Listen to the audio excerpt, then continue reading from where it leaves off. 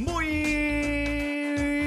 buenas y bienvenidos mi gente a el podcast de Fantasy Deporte, edición número 331, hoy 13 de junio del 2024, transmitiendo directamente por las redes cibernéticas, aquí tu servidor, el Mari. Vamos a mandarle un saludo a todos aquellos amigos que nos siguen escuchando semanalmente en el podcast de Fantasy Deporte. Spanglish on this thing right now, and remember everyone out there that you can contact us any questions or by Twitter, by Instagram, by Facebook, smoke signals, pigeons, facts, beepers, whatever you got, we take it. So, and the reason why we are turning into Spanglish is because we got a special edition episode. We are highlighting an important contributor to the baseball youth community at the East Orange Babe Ruth Beisbol League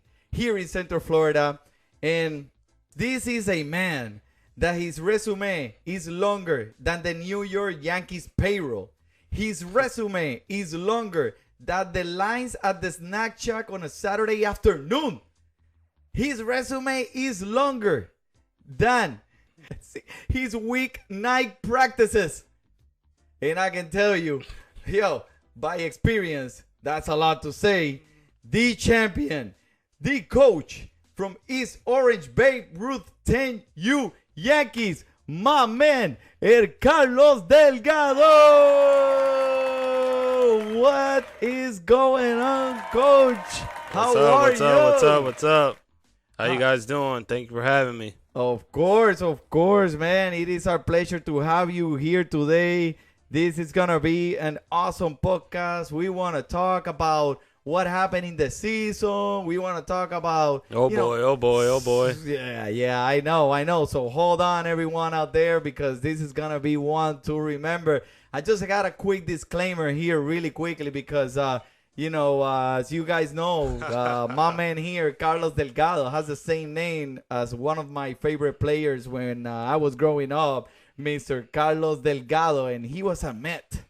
He was a Met. I'm sorry, man. I'm sorry. It's okay. But, I got the Carlos Delgado that knows how to coach a winning team. That's right. And another disclaimer is that my English is not very good looking. So if I say something in English that doesn't make sense, please, you guys out there, just laugh.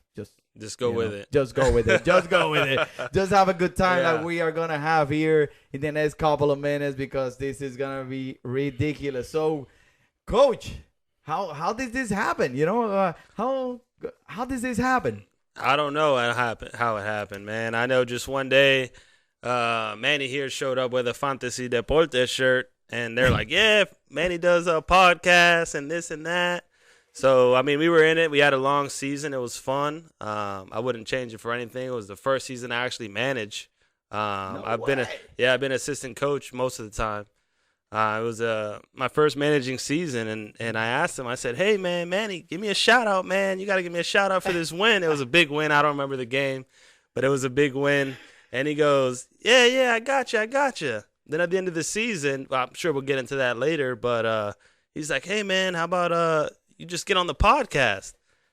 And I'm like, I don't know. I've never really done a podcast before. I'm not really a man to really talk about, my experiences, my wins, my losses. I kind of just keep them to myself. But I figured, this would be a good opportunity to maybe expose myself and show myself that I can speak about what happened. Yeah. So that's why I'm here. Absolutely. And I'm happy to be here. Now I'm going to tell the truth. So what happened was, the man here tells me, I want to be famous, Manny. I want to be famous. I hear that Fantasy Deporte podcast is off the hook, man. Give me a shout out. Yeah. And I said, hey, that doesn't do any justice, man. For the accomplishments and the achievements that you were able to, have this year, we need to have you in person. And you know what? You remember what you said to me? I don't remember.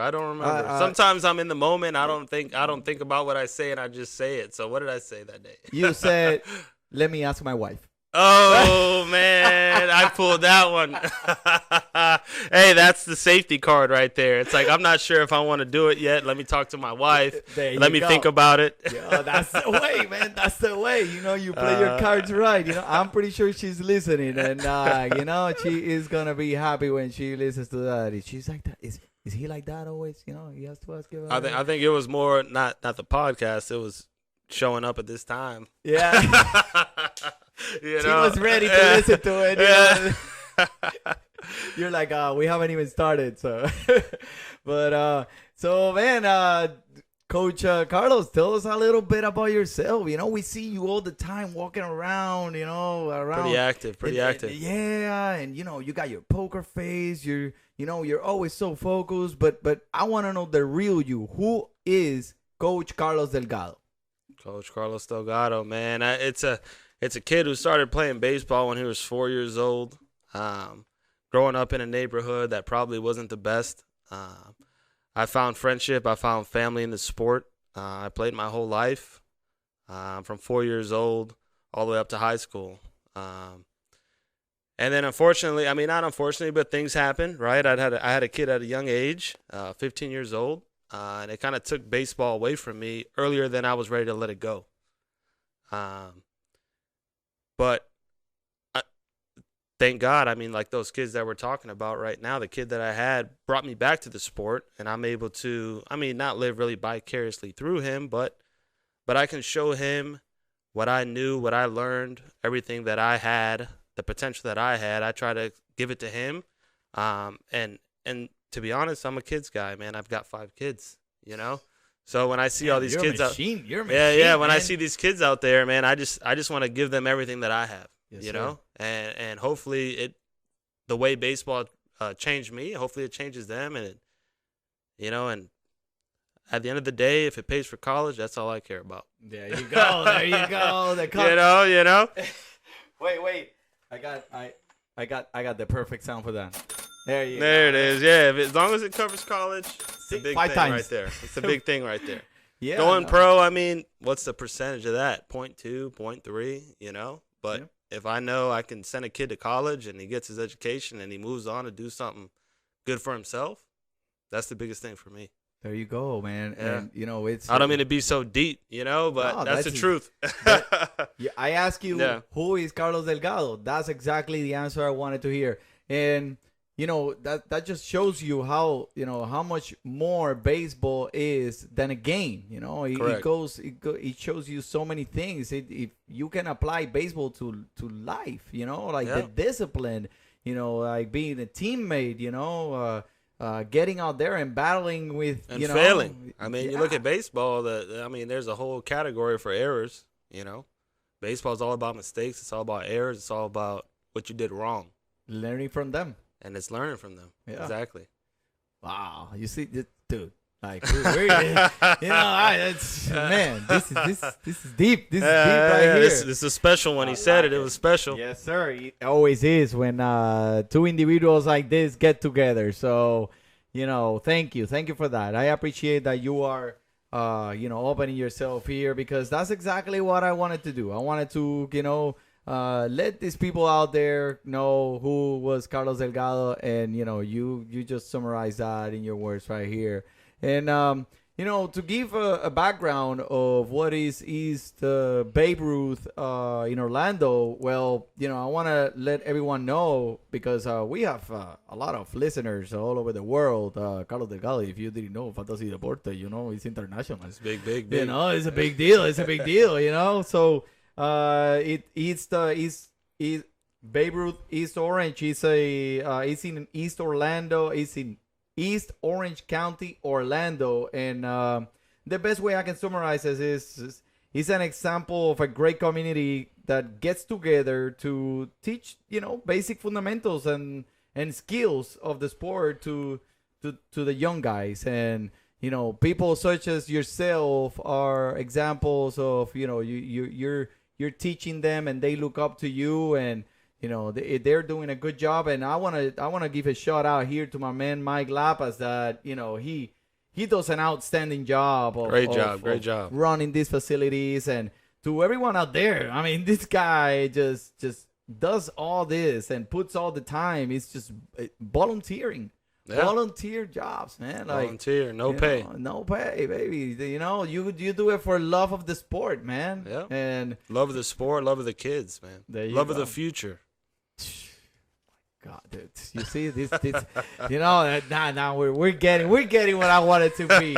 There you go. So let's get down to it. Let's get down to it, Coach. Let's do it. Let's talk about what this beautiful season. The season that it showed us some ups and downs, and I'm excited to hear all about this journey to the final victory. But before that, I am very curious about I know you're a Yankee fan. Yep. And how does the names of the teams get chosen? Like, did they say, Coach, you can choose the name? Pretty much. If I wanted to be like a coach and I want to choose the name of my team, can I call them the bench warmers or something like that? No. It's got to be an MLB team. I mean, I don't know the analytics behind that, but it's got to be an MLB team. Everyone pretty much chooses their team. If everyone chooses a team that another coach doesn't choose, then they get that team. That's pretty much it. Okay, MLB. But I saw Savannah Bananas there. So the Savannah Bananas thing, that's something that they do on their own. So they have to buy those hats on their own. That was the fall league. They bought them all the hats. Okay. But it was just East Orange Babe Ruth shirt. That was in the fall. So in the fall, they wear East Orange Babe Ruth. In the spring, they wear the actual team jersey. Oh, well, that tells it all, because I was like, hey, man, like, who chooses these teams? And, and I got to admit, everyone knows out there you're a Yankee fan, That's right. From the day you were born. I'm a hardcore Mets fan, It was painful for me to be like, let's go Yankees! Oh, the worst part was the moms when I said we were going to wear white pants. Oh, my God, man. Don't get me started. I mean, the white pants were rough, man. I'm like, man, how you get these moms against you from day one? Like, they had shirts, moms against white pants. Did you see it? That's right. Shout out to all those moms that, for real. They work hard to get those pants all white every single weekend. Day. I'll tell you what, though, I won't do the white pants again. I heard enough. I think we're going to go gray next season for sure. I told my son that if he brings the pants, white, I will give him $1. I didn't have to spend $1 single the whole season. No wonder he didn't want to slide. I kept telling him, slide, Eli, slide. He was crazy, man. He was really fun. It was really fun. And, the white pants, it's, hey, man, they're during the summer or the hot days, they're fresher. So for the spring, I said, you know what? We're going to go big. We're going to go all white. Dang. We went all white. They knew when we were walking into the field. It was a good looking uniform, I tell you. And, the guys look good while winning that championship. Oh, okay. All right. Mira, muchachito. Mira. All right. So, Coach, let's go. Let's talk a little bit about how the season went on with the Yankees here at the East Babe Ruth East Orange League. So, the first game came around. We were all very excited. Against the Mets. Yeah, very. Oh, man. And I was like, let's go, damn you, Coach. So, the first game came around, and I got to admit, Coach, the Yankees, your team, demonstrated a lot of patience at the plate. It was our team. It was our team. There you go. 17 walks. 17 walks in that first game. So, Casey, Carter, and Eli led the team with 3 walks each. 3 walks each. Walks as good as a hit. That's what I tell them. There you go. Walks as good as a hit. But this is what got me here. So Carlos, Casey, Carter, Eli, Nathan, Weston, Matthew, and Myers each stole multiple bases, piling up 32 stolen bases for that first game. Shout out to those Yankees. Right there. I mean, showing plate discipline from game one. They're like 30. Am I reading 32 stolen bases? Like, let that number sink into your brain, man. And we were talking about the Storm. Oh, yeah. You got to give them the sign. So, and they got to be looking at the sign. So, like, that was ridiculous. Like, how? So, being that said, like, how was that approach in that first game of the season where you don't know all the kids' strength? You don't know, like, how did you balance the positions and the time of play, not knowing what the kids were strong at? So, how do you do that? Man, that's a tough question. To be honest with you, a lot of it is just gut. It's just baseball IQ and trusting in your guys. I mean, when I went into the draft, I don't know if you're familiar with that. It's a draft. It's a snake draft. I felt confident in every selection I made all the way down to the 12th kid. Some guys go into the draft, they pick the first, top 6, and then the next 5, they're uncertain. They're just picking names, I felt good. Every decision, every draft, every player that I selected all the way down to the 12th player, I trusted in. I had faith in those guys, and there was a reason why I picked them. And I feel like it showed. I feel like it showed. It definitely showed, especially on that first game where, it's kind of like the game that you are looking at, the player's strength and you are kind of like, just seeing what the chemistry is in the team. You were able to hit right from the get-go and, Well, I mean, we hit. Obviously, we hit. But a lot of things did change from the first game to the last game, right? I mean, different tactics were used. Approaches were different. I went into the first game with what I thought was the best, tactic, the best approach, the best lineup. But at the end of the season, it wasn't the same lineup, right? It was a completely different lineup. Yep. Different tactics that I used in the first game didn't work in the last game. And that's okay. But it was fun. So, a little bit of, this is going to be a little bit of a controversial question here. Okay. Did you get any pushback from any parents, saying like, hey, why is my kid not playing, here? Or like, I mean, you always get pushback, but the funny thing is I never got pushback specifically from a parent to me. I overheard, hey, I heard this. Hey, I heard that. But to be honest with you, if you let that judge your decisions and you let that dictate how you manage the game, we wouldn't be where we are, Of course. You have to take in what they're saying and have reason for why you made those decisions. If you're making decisions just to make decisions based off parents, hey, this, hey, that, then sure, you're going to make decisions and you're going to change things and you wouldn't be where we are. I know I maybe I took it a little bit to the extreme. Maybe I should have played it at the the Babe Ruth rec league level. Maybe I took it past that, but I think these kids need that. I agree 100%. Like, why not? Why not? Push them, to the extreme of their abilities. Correct. And you're doing them a favor. Correct. I feel like I did. Yeah. So if a parent, moving forward, next year, it's like, would you prefer that the parent comes to you and say like, hey, my kid is in the bench or my kid is playing right field, right field or left field? Absolutely. Would you like better for that parent to come straight at you and, Correct. tell you exactly 100%. what they think 100%. instead of like just, kind of come to me, talk to me. Right. I'll explain my decisions to you. Yeah. Don't look for my answers through somebody else. Okay. That's the way that I feel. I'm going to tell you the way I feel. Whether you like it or not is going to be how you feel. Yeah.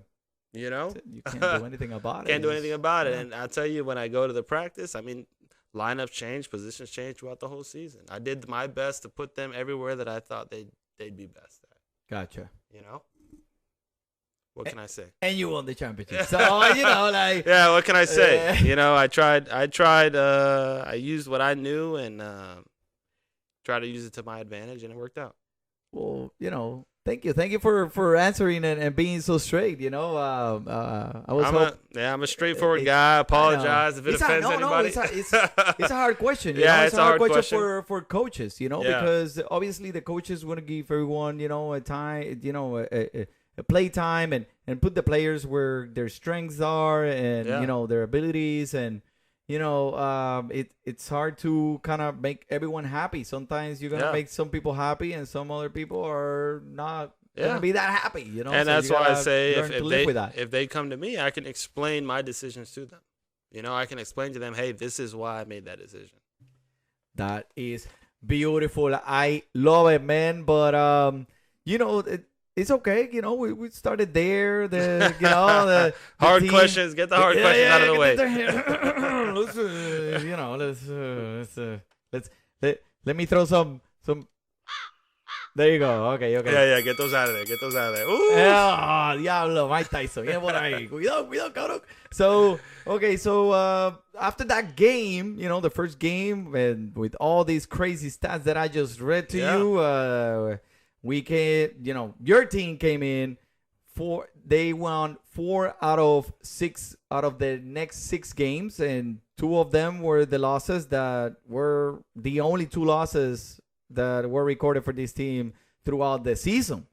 Yep. And those 2 losses were against 2 tough teams, and those were the Rays, led by El Señor Watkins, and the Marlins, led by El Señor Varner. So, one of those games really, kind of caught my attention. Was the Rays Watkins? That was a huge one, man. I mean, we ended up winning that one 11-10, but it was a very hard fought game between both of the teams. Yep. And somewhere in the middle of that game, I don't remember exactly what inning was it, but it was really tense, and the emotions were running high, and I can see, I was in the bench, watching this game. I can look around, and people were at the edge of their seats. I mean, that game, I ended up without nails, man. Pretty intense. It was really, really intense, and I saw you,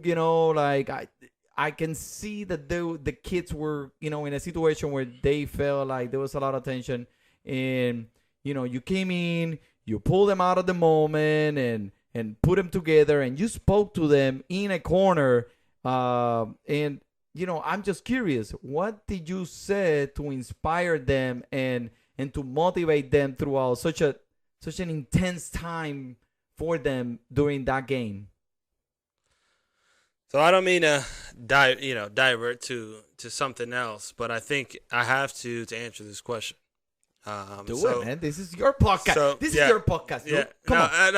No. Great. I mean, I'm all about it. But I think to answer this question, I have to speak more about that first game we played. Okay. That first game we played, we won 4 games after that. But I think the biggest thing about that first game was that was the team that won the championship in the fall.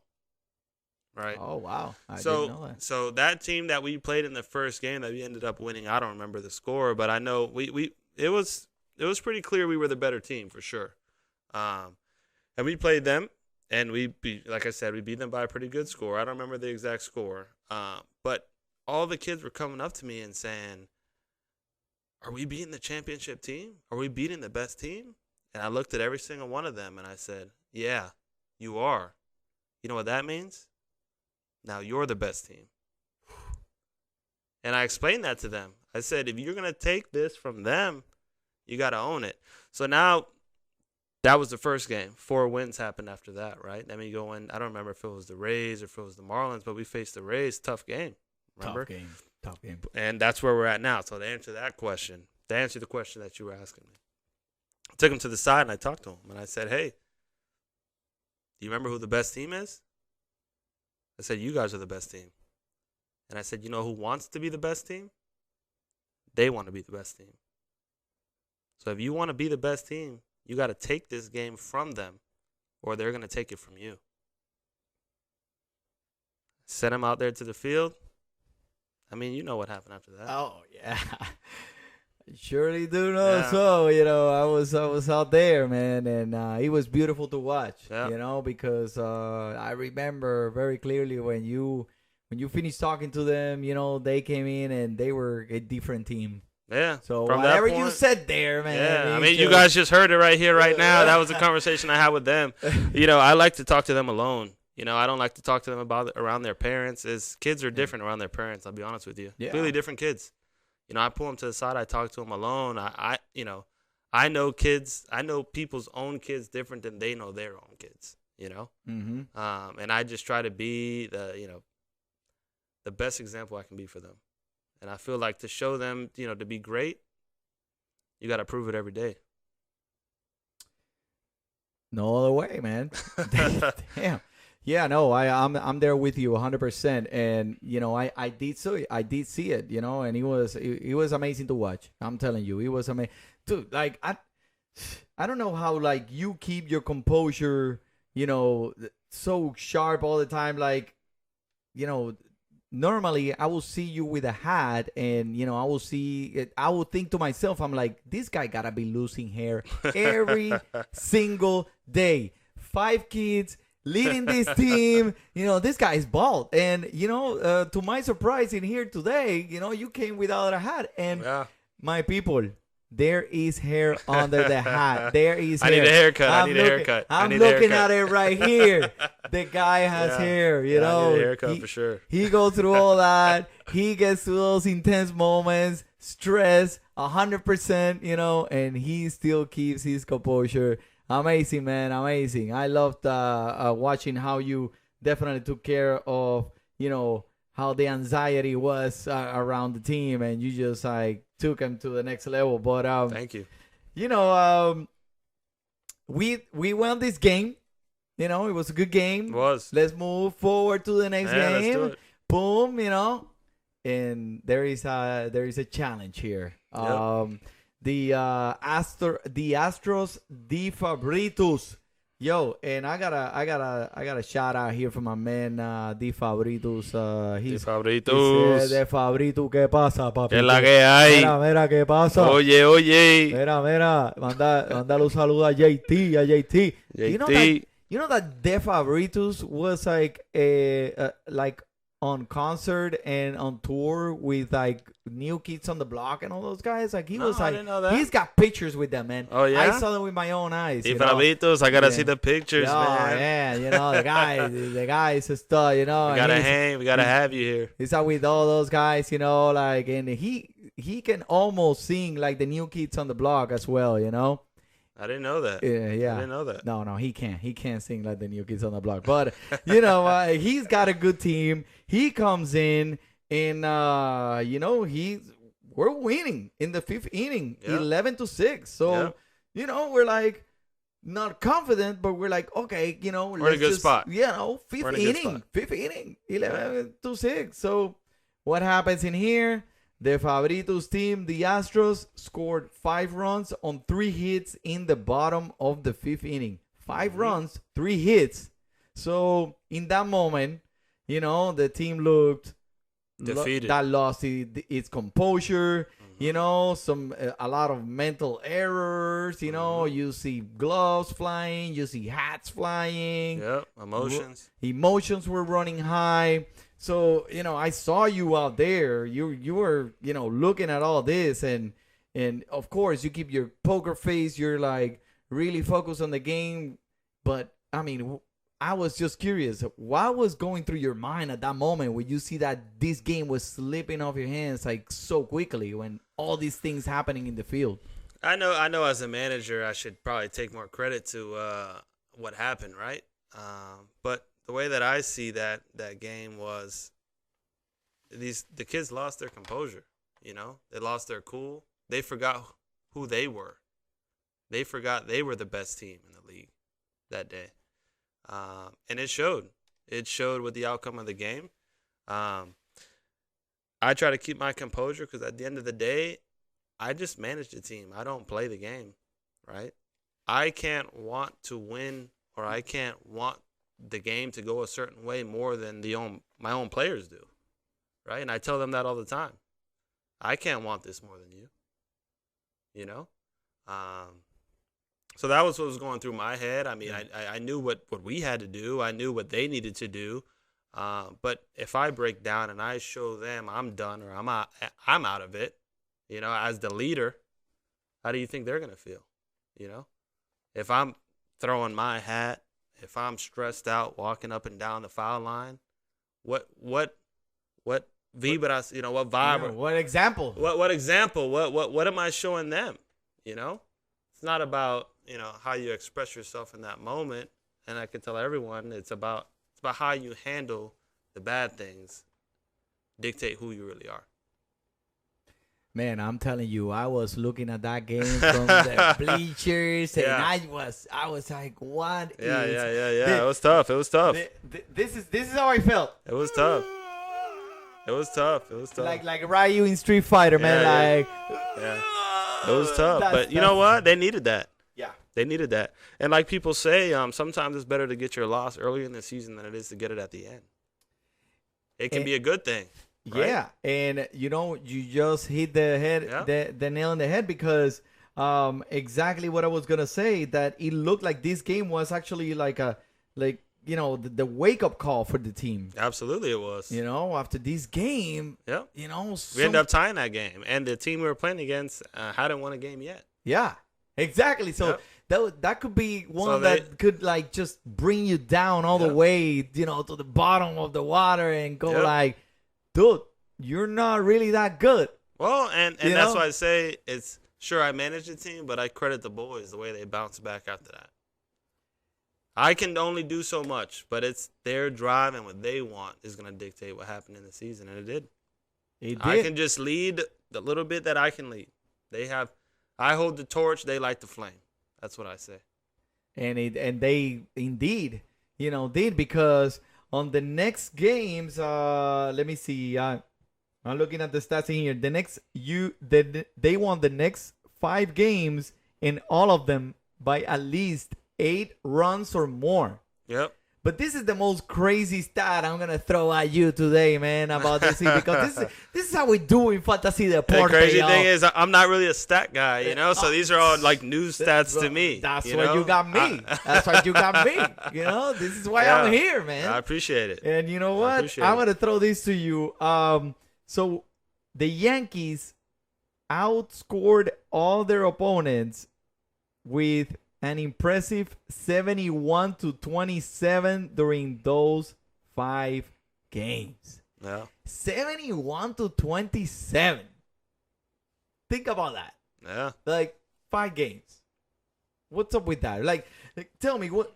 So, was there something different that you did on the second half of the season from the first one that did this to them? Because they look like a totally different team. They had it all together. They were clicking. They kind of just understood each other and knew where everyone was. So, what was there different from your perspective as a coach? I know I've been crediting them the whole time, but I feel like I need to credit them again. It was them. We tied that game against the team that hadn't won a game yet this season.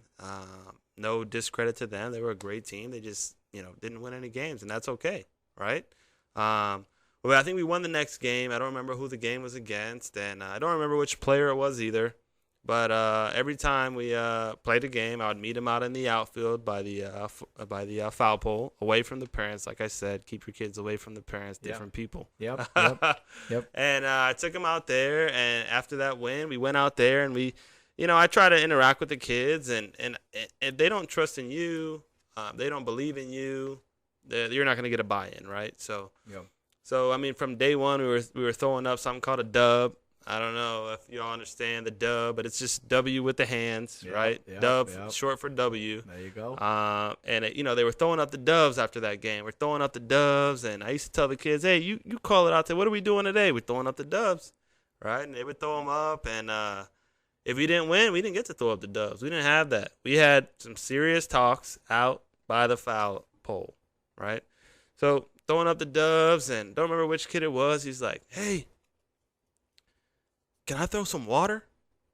And I'm like, my first thought was, heck no, man. It's like 9 o'clock at night. Like, you're going to wet your hair. You're going to get sick. Your parents are going to kill me, And then I said, you know what? Whatever. Go get your waters, guys. Hurry up, but be quick, right? So they all ran into the dugout. Running. Got jugs of, these kids got like 48-ounce jugs of water. Like these not regular water bottles. They were ready. Yeah, I was like, did these guys even drink water during the game? Because they were full, right? So they show out with the water, and we put the hands together, and I'm like, all right, let's do it. And I do the countdown, 3, 2, 1. Man, there's water flying everywhere. Everyone's getting soaked. Everyone's laughing, having a good time. Parents were jealous. They wanted to throw the water. I was like, man, this is a good time. Yeah. This is why I'm here. This is what makes, Babe Ruth, East Orange Babe Ruth baseball what it is, right? Through the water, boom. I think from that point forward, I would tell them in the game. Sometimes it's the little things. Yeah. Hey, you guys want to throw the water? Y'all better figure it out. Yeah, if you we're want the behind water. right now. You want the water? You better figure it out. And that was definitely a highlight. That was definitely a game changer. Yep. And I think they look forward to throwing that water. They look forward to that. I was looking forward to that. Yeah, man. everyone I was looked- out there. I know. You were out there with the video. I mean, last game, parents were like, "Oh, can we throw the water?" And I'm like, Can we throw the water? I'm like, come on, let the kids throw the water. Man. So I think the water was big. Yeah. I even heard other coaches tell me about how they were watching us throw the water, and they really liked that. But they didn't want to do it because they didn't want to do what we were doing. There you go. But we were the Yankees, baby. Yeah. We're the Yankees, the You know champions, what it baby, is. the We were the champions. Yankees. Yo, talking about champions, I got a special surprise here for you today, and I was able to, get some people to chime in on this awesome podcast that we're doing for you, all of you out there, and get some questions from my man Carlos Delgado. So. Let's go and let's see what we got. So we got Eli Donate. Eli. He was all about this. And Speedy Donate. Speedy Donate wanted to get the question Speedy in, Donate. and here we go. Let's hear it. Can you share a memorable moment from this championship season? There you go. Oof. Can you? Can I? Man, I think you just said it. I think it's got to be the one. I mean, there's so many memorable moments. Wow.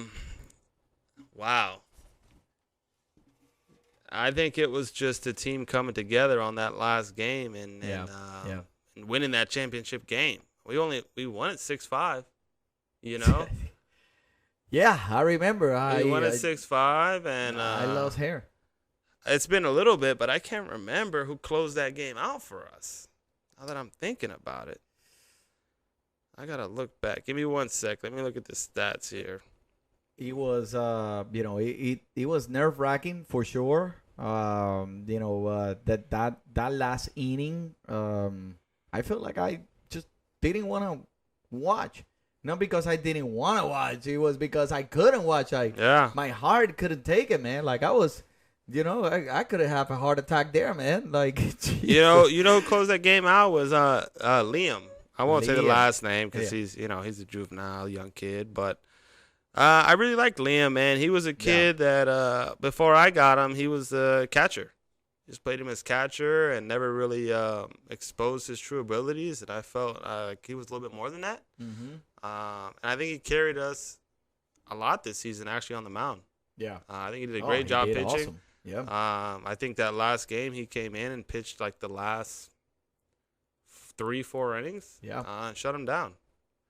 And he can play a lot of different positions, and he was a phenomenal catcher. Yeah. I mean, pitcher. He played short. That was just the moment I can think of at the moment. It was just shutting that game out right there and winning it all. I mean, for them, they took it. They took it. And I would tell them the same thing in that game. I said, these guys want it. Yep. These guys want it. Who wants it more? There you go. And they took it. I remember. That was awesome, man. Like I really cherish that moment, that last inning, and then seeing Eli like just so excited, to win finally a championship, and it was amazing. It was amazing for everyone that was able to be a witness, and including the other team. Shout out to those guys. But it was just it felt really good for everyone that was being in that moment there. I really enjoyed it, and I'm pretty sure everyone did too. And I have another question here, and this one comes from my man Carter. Bam, let's go. What advice would you give to other coaches looking to lead their teams to a championship? Oof. Wow. I mean, these kids are putting you in a tough spot here, Coach. Oh, man. You know what? Like I've been preaching the entire time. I think the biggest advice I can give someone is to trust the kids you're leading, right? Mm-hmm. You can't be a leader if you don't listen to your troops, right?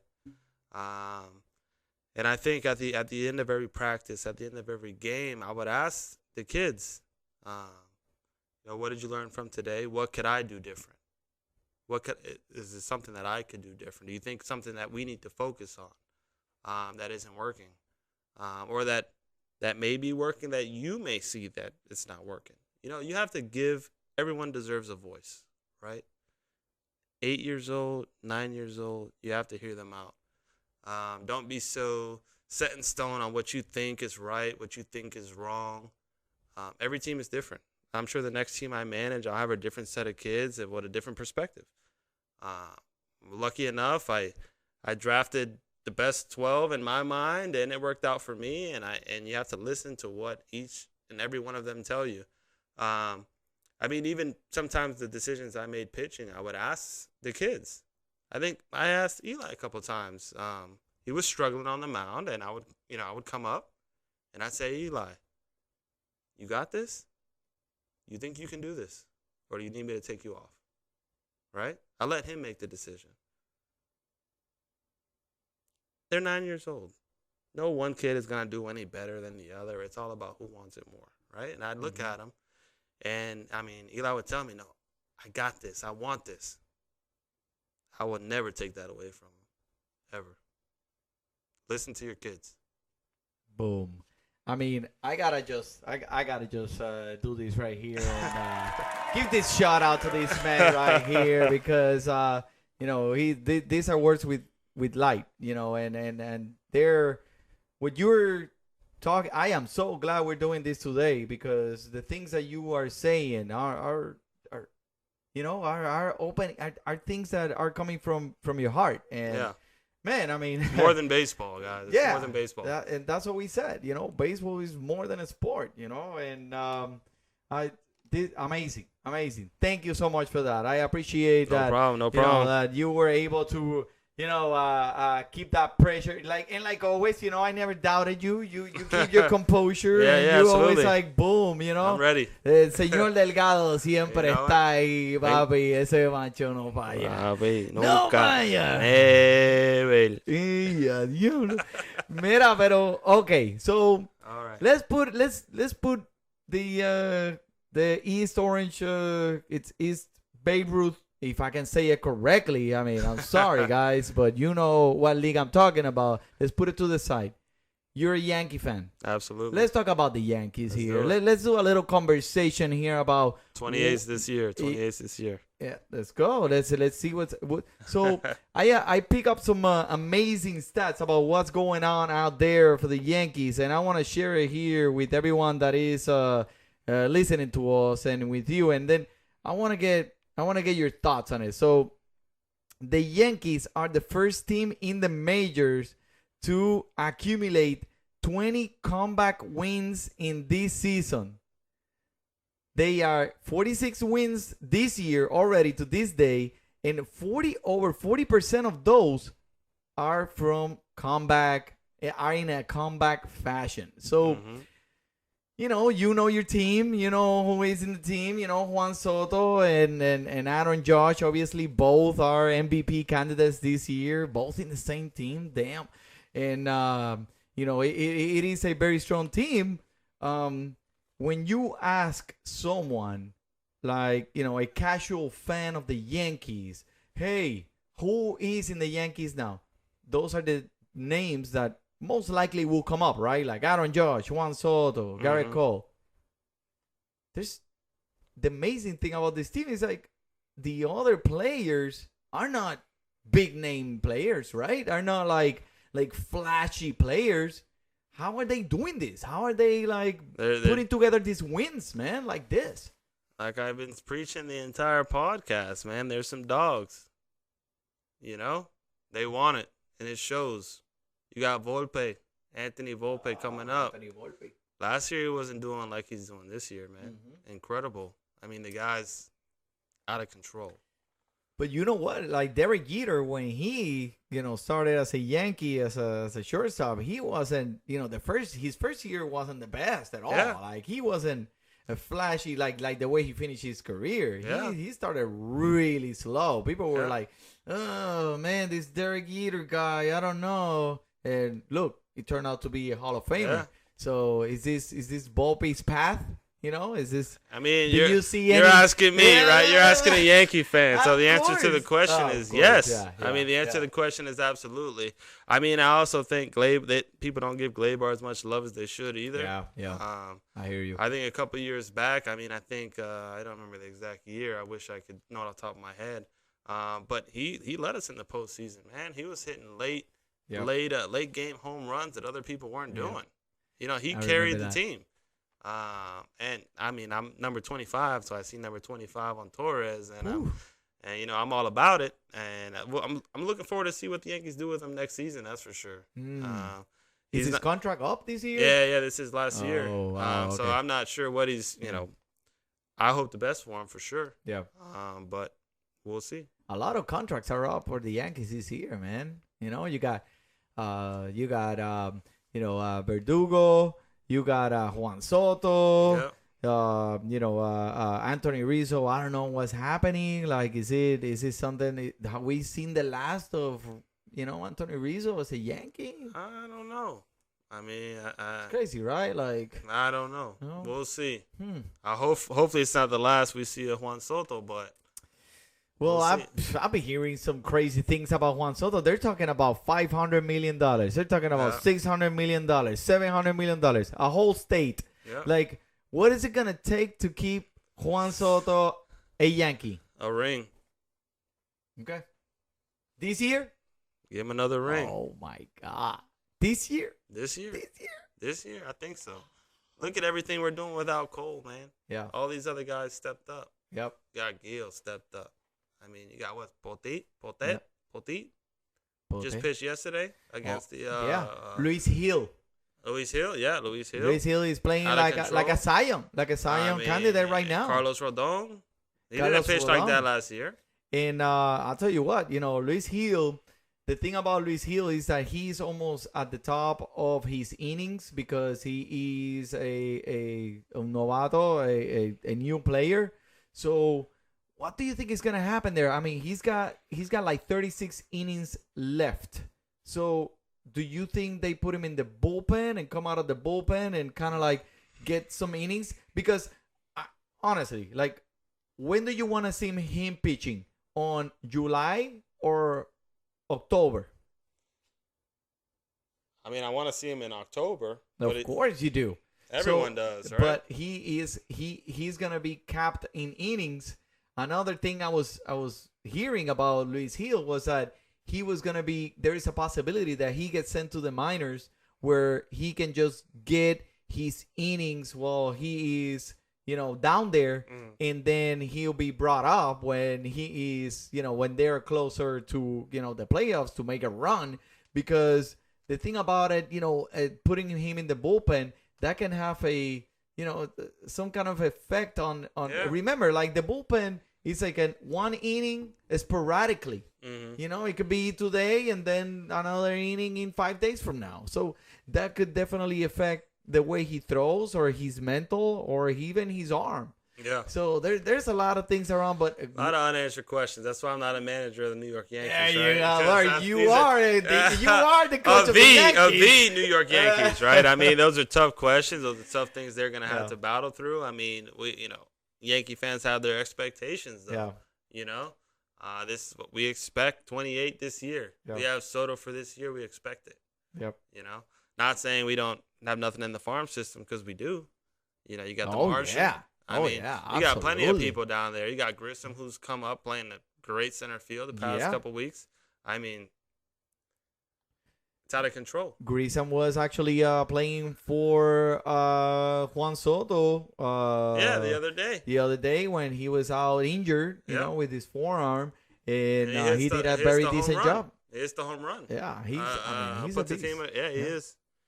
He is. So, you know, a lot of things in the Yankees, but I picked up a couple of these crazy stats that you know, I got in between Stanton and Judge. They have in between the both of them 43 home runs. What? They're animals, man. That's crazy. And it's crazy, dude. Because when Judge started the season, he was struggling. Very, like, his season was very low to his standards. Oh, yeah. You know? And now I think they've got him like lined up to almost hit what he hit a couple years back. I think they got him at like 62 home runs. So, yeah, if he continues this pace. Yeah, he's on the pace to hit, like, I think 62 or 63. I would have to look at it again, but, I mean, it's like. So, Liz, talking about Judge, he has, in total, in his career, 282 home runs. And he has 3 home runs more than any other player in history in their first 1,000 games. By the way, this is his 904. So you're telling me that this guy has 96 games more and he's already ahead of other players in home runs that already played 1,000 games. So, I mean, what a machine. The guy is crazy. El Capitán. Mira, when Judge hits that ball, this is what happens. See ya. Adiós a la pelota. Y mira, así está el Los bendigo. In nomine Patens, Filii, and Spiritus Sancti. Así está. That's what the picture is like right there when you know, when that thing happens. So, you know, man, I mean, it's crazy what is going on. Much luck, you know, to your Yankees. It hurts me say it, but you know, I mean, it's but it's an honor for me. He says Carlos Delgado. I got a Carlos Delgado in my house. What? I can tell my friends tomorrow. I'll be like, hey man, Carlos Delgado was in my house. You know, and they're gonna be like, dude, really? Yeah. Did you get, you know, like you get pictures? We got to take a picture before I go. Yeah, of course. Oh man, I took pictures of Carlos Delgado. When I show them the picture, they're gonna be like, dude, that's not Carlos Delgado. I'm like, I swear to you, that's Carlos Delgado. I'll do one with my ID holding. I'll hold up the license. That's Carlos Delgado, man. I swear. Yeah. Oh, man. But listen, Coach, it's been really fun having you here today. It's been a blast. You know, we really, this is a really, really good one. Like we said in the beginning of the episode. Thank you so much for coming today. I want to say, man, you know, congrats on the championship win. You know, you're officially my MVC, which stands for, you know, most valuable coach. Thank you. You know, thanks for turning these little sluggers into champions. And I hope that you come back to Fantasy Deporte sometime and we can keep talking about some baseball, man. Absolutely. Thank you for having me. All right. I appreciate it. Man, it's been a pleasure. It's been an honor. And all you guys out there, you know what it is at. You know what it's at. Just keep listening to Fantasy Deporte. We're usually in Spanish for all you Spanglish speakers. But hey, you know, just give us a shout out there. Let us know what you think about the podcast. If you like it, if you want more English, if you want more Spanish, if you want more Spanglish, and we'll definitely take it to that level for you guys, because you guys are the ones that keep us in here every single time. So I'll see you guys next week. Thank you very much for tuning in. And, you know, like, saludos al JP. He wasn't here today, but hey, we love you, JP. We love you all. Thank you very much. Por el Carlos Delgado, por el Manny. Yo, disfrute su béisbol. ¡Voy acá!